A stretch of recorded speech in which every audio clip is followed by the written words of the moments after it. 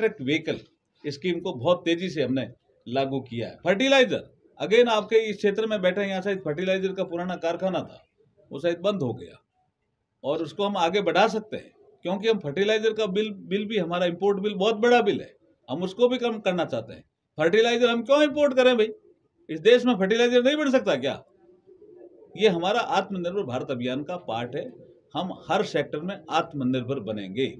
तो जो दुर्गापुर में जो एचएफसी कारखाना बंद पड़ा हुआ है, आप जो बोले कि फर्टिलाइजर कारखाना बंद है, दुर्गापुर में एचएफसी का कारखाना बंद पड़ा फर्टिलाइजर का ही तो। हाँ, देखिए फर्टिलाइजर के विषय में मैं आपको कहना चाहता हूँ, मैं चूंकि इस लाइन से थोड़ा जुड़ा हुआ भी हूँ, हमारे मनसुख भाई मांडविया से मेरी अभी बात भी हुई है। अगर कहीं भी फर्टिलाइजर का कारखाना है और हमें लगता है कि रिवाइव हो सकता है तो हम उसको रिवाइव करेंगे। हमने बिहार में करके दिया है, हमने साउथ में भी कहीं किया है, बंगाल में क्यों नहीं कर सकते जी? हम जब विकसित भारत बनाना चाहते हैं तो बंगाल भी विकसित होगा तभी तो भारत विकसित होगा भाई, ये तो हमारा नारा है। बट एक कंट्रोवर्सी यहाँ पर एक मिनट फर्टिलाइजर आप रिवाइव करेंगे, लेकिन दिलीप घोष बोल रहे हैं कि जो केंद्रीय सरकार जो है वो बिजनेस नहीं करेगा, जो लॉस में चल रहा है वो कारखाना नहीं चल रहा है। नहीं, वो दूसरे दो सब्जेक्ट अलग मिक्स मत करो। एक मिनट मिक्स मत करो। पीएसयू डिस इन्वेस्टमेंट पॉलिसी हम लेके नहीं आए भाई, मनमोहन सिंह जी की पॉलिसी थी।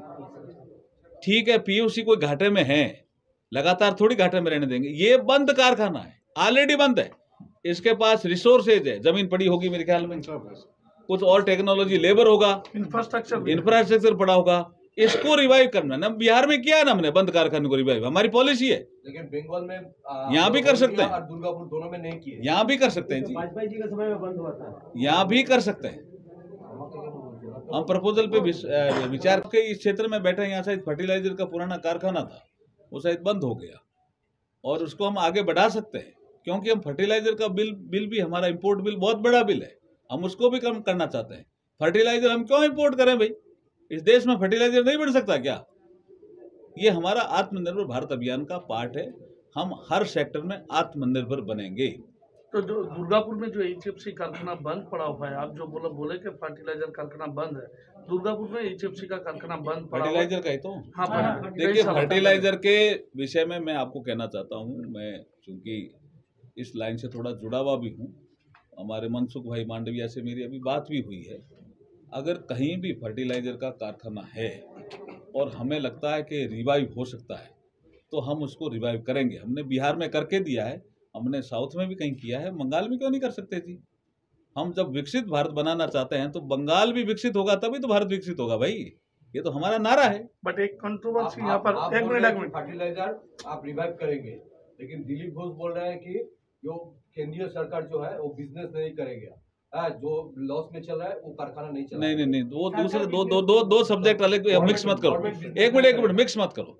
पीएसयू डिस इन्वेस्टमेंट पॉलिसी हम लेके नहीं आए भाई, मनमोहन सिंह जी की पॉलिसी थी।